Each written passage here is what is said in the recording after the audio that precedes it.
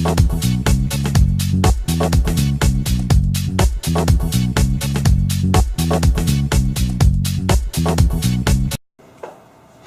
we going to do? Oh, introduction to C++. That sounds pretty good. What are we supposed to be studying in this class? Well, good, because it'd be awkward if we were doing something else, right? Bam. All right, so what's in a name? C++, what a stupid-ass name. Why don't they come up with something cool like Snowflake or Firetruck or whatever? Anyway, so here's the scoop. So the C programming language was developed by a little guy named Dennis Ritchie. He's really super famous, by the way. He worked at Bell Labs, which is a place where super smart people work. And he wanted to, so the interesting thing, he had a little problem. So he had this dinky old DEC computer, which is fantastic and wonderful for the time. And he was running the Unix operating system on his dinky old computer. Okay? Well, time marches on, and the good folks at DEC came out with a brand new computer. And the brand new computer had a brand new CPU with a brand new instruction set. So he has his old computer, and then of course he's at Bell Labs, so they get all the really cool new stuff. So he's got a new one, and it sits there.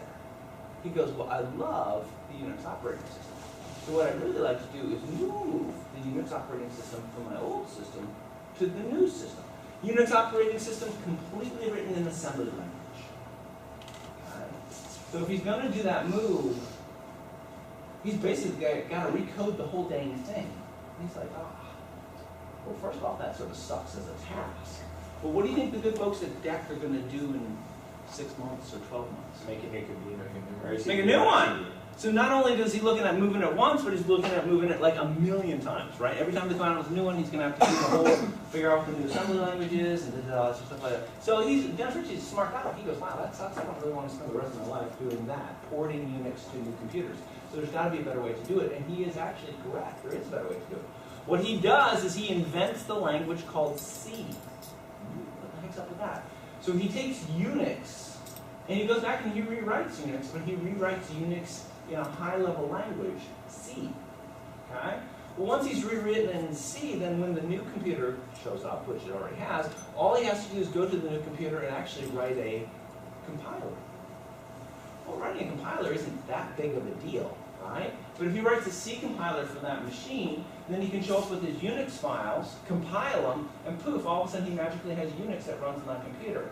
And in 12 months, when DEC shows up with a brand new computer, all he really has to do is create a brand new C compiler. Once again, not that big of a task for that new computer, and he can compile Unix and get Unix to run on that one too. So Dennis Ritchie is a really super smart guy. He's also a really talented programmer, quite obviously, right? So he was pretty good at stuff like that. By the way, yes, there was a D language, but it sucked, and so that's why they created C. Okay, C is available for most computers, and it is hardware independent. One interesting characteristic of C, not C++, but C, is that it runs really fast. Okay? From the get-go, it's not that far removed from assembly language. Yes, it is a higher level language. Yes, you get to do things and stuff that you can read and stuff like that. But the whole concept behind C has always been that it produces code that runs super duper fast.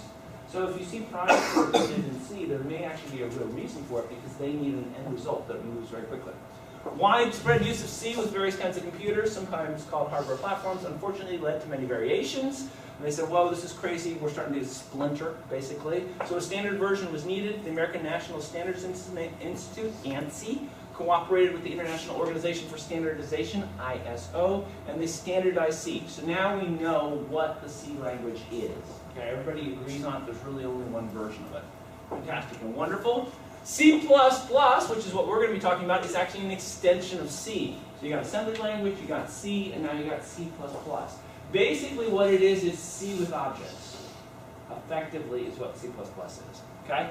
It was developed by this guy, who we don't even say his name, okay, in the early 1980s at Bell Labs. So 1980s, how long ago was that? 30 years. It was about 30 years ago, right? But that's not that long. I mean, it is a while ago, yeah, but it's not like a million years ago or something like that. But what's interesting is like objects and stuff like that didn't really exist before the 1980s. I know, that's sort of interesting. Provides a number of features that spruce up the C language, but more importantly provides capabilities, oh, here we go, object-oriented programming. Now you guys have taken the Python class, right? Right.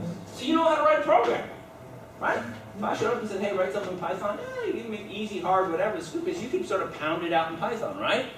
Fantastic and wonderful. That is good. Those are critical skills to have, no question about that. It's a very specific type of programming, though. One of the challenges we have is I show up and I say, hey, listen, I'm creating a brand new spacecraft that's going to take people to the third moon of Jupiter, which is a project that's about this big. You would struggle because you'd be coordinating your efforts with what, 1,500 other programmers, right? They'd have to remember what you're doing, you'd have to remember what they're doing, and just things get out of control really quickly on a large-scale project. And so that's where objects and all this other stuff come in. It was designed for allowing us to do really, really big projects. All right, so what do you have to do to learn C? Well, you got to learn the C language, yay! But you should also learn how to use classes and functions in the standard library. Standard library is just a bunch of stuff that had already been created. It's out there, it's for you, you can use it, okay? Other people made it, it's really, really good code, but it extends the language and gives you a bunch of stuff to do. 1 and 2, and you're good to go. Bam. Typical C++ development environment, of course, you have an editor, so you can enter your program. You'll, of course, save it on a disk, someplace like that. This, for example, is a standard C++ output program. So we've got just a little bit of text here, got some code right there. So step number 1 is you write the program. Step number 2 is you run it through what's called a preprocessor. A preprocessor takes a look at your code. It's not compiling, but it's taking a look and trying to find out if you put some special control statements in it that ask it to basically bring in other files or do stuff like that. So really what it's doing is taking your code and it's building what it's actually going to end up compiling. If you say bring in some libraries, it brings in those libraries and it extends your code, okay? Now we actually go ahead and compile the program. Hey look, 0s and 1s, all right? That's exactly what we're expecting to have. So that's exactly what the compiler does. It takes your nice, easy to read code that you produce and produces the incredibly hard and difficult to read 0s and 1s. That's exactly what the CPU wants to process. And then finally we do what we call linking. Now what linking is basically it's resolving all the addresses. If you say the array is here, let's figure out exactly what memory location that array is at. If you say this function is here, let's figure out exactly where that's at. So after we've compiled everything, we're going to work out exactly where everything is located, and that's what linking is all about. Finally, what we're going to do is when you want to run it, we're going to load it. So obviously we'll suck it off the disk, we'll put it into loader, it'll actually put it into primary memory, and it will also say the start location is located right here. Okay? So let's talk about why we're going to do all this object-oriented stuff. So look, procedural languages such as Python, which you should be intimately familiar with at this particular point in time. If I'm writing a Python program, I start here, I go to the middle, and I go to the end. It's procedural, right? Okay, hopefully it solves my problem, I'm good to go, I've got a single file, life is grand, right? Okay, we've got no problems with this whatsoever. Now what's interesting about this code is that we have both our code and our data is all work together, right? If we need something, we use it. If we don't need something, we don't use it. We've got all of our processing and stuff like that. There's no real separation between code and data in Python because it doesn't have to be, right? Okay? In the world of objects, that all changes, okay?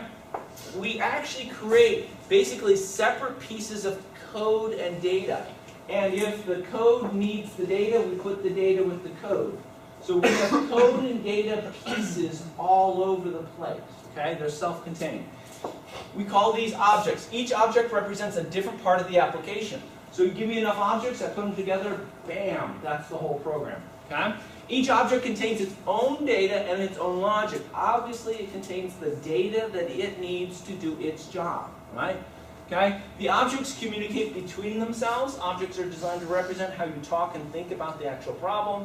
Objects are meant to make thinking about your program easier, and object-oriented is just an idea that's supported by C++. Good news, object-oriented stuff is supported by Java. It's also, interestingly enough, supported by Python and a whole bunch of other languages. Objects is actually a pretty good idea, so it's been worked into most languages these days. Now, I already know how to program. Why are you bothering with the C++ stuff? Well, good question. Okay, why is so much attention today focused on OO programming? The answer is it allows you to build reusable software components. So let's think about this for a moment.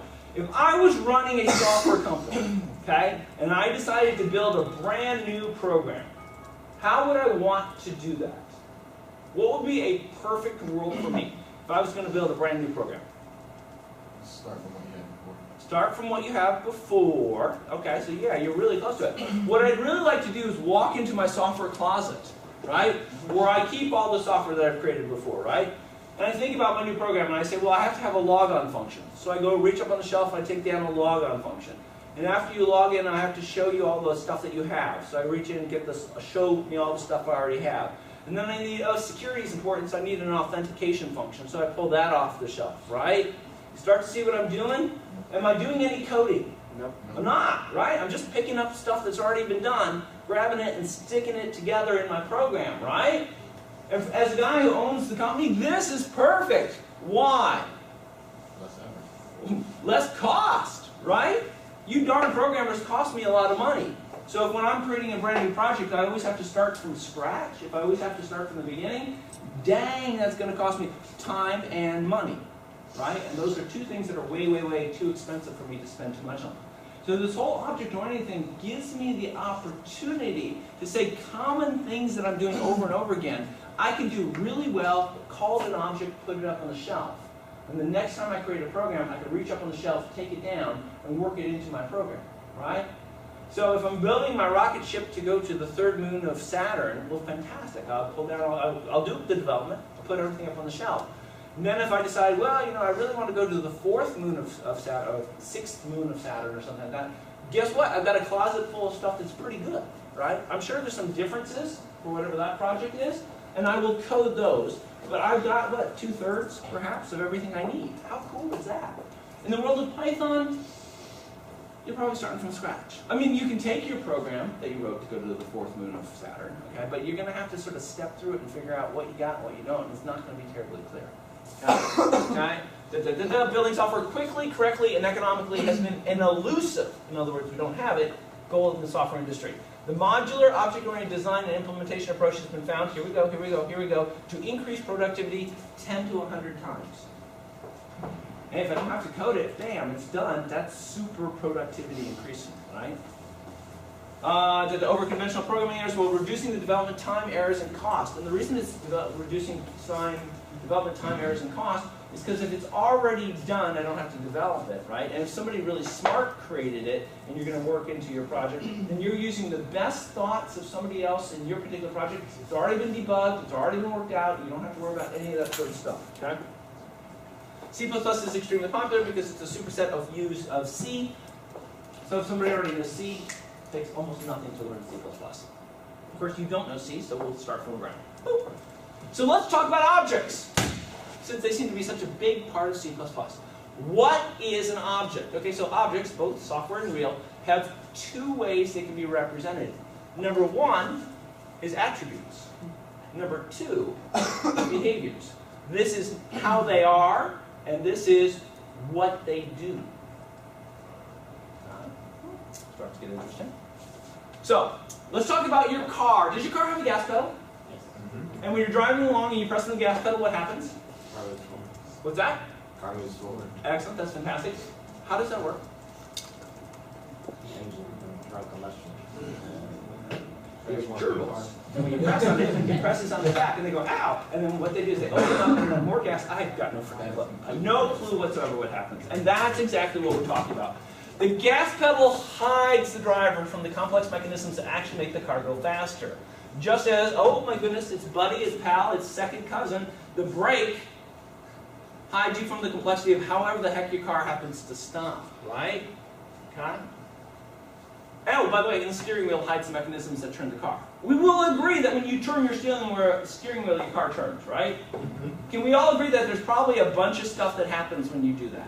Yes. Things that are connected to other things that turn other things that cause that wheel eventually to somehow turn, right? But you don't have a freaking clue how that happens, right? And in fact, if it broke, you'd be screwed, right? So apparently somebody did a good job. Oh, I'm sorry, not necessarily. All right, we're out to your car. We're going to take something off, and then you figure out what the heck went wrong, right? Okay. Okay. Now, why is this a good thing? Well, because it enables people, which is another way of saying you and me, with little or no knowledge of how engines, braking, and steering mechanisms work to drive a car easily. Man, just think about if you had to know all that stuff. That would sort of suck. Objects work in the same way. They hide your code from other developers so they don't have to know how you did something, just what your code does. So think about it.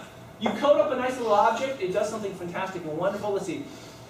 I'm going to code up an object that verifies that somebody who's logging onto a computer is permitted to log onto a computer. That is my little object of code.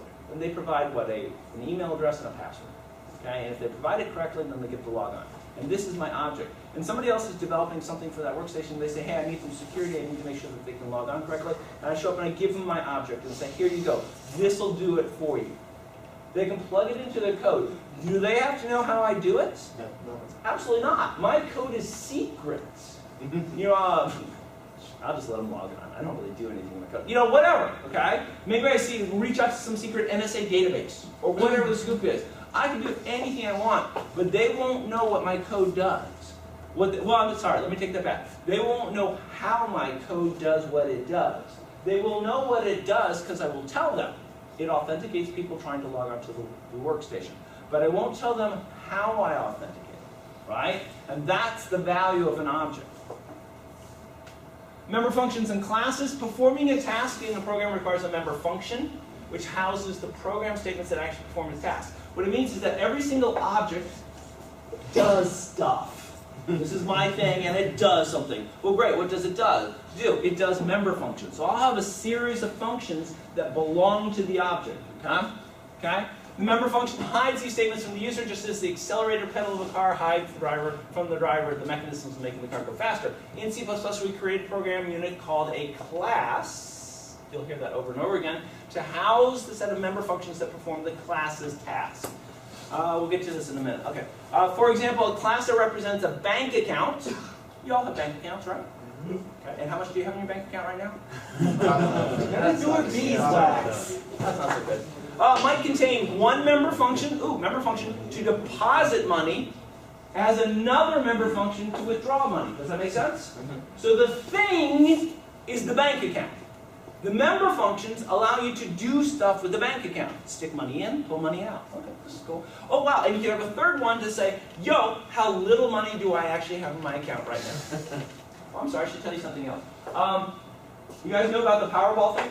Yeah. And what is it? It's like the drawing's on Wednesday. It's hit the 1.3 billion. I believe so.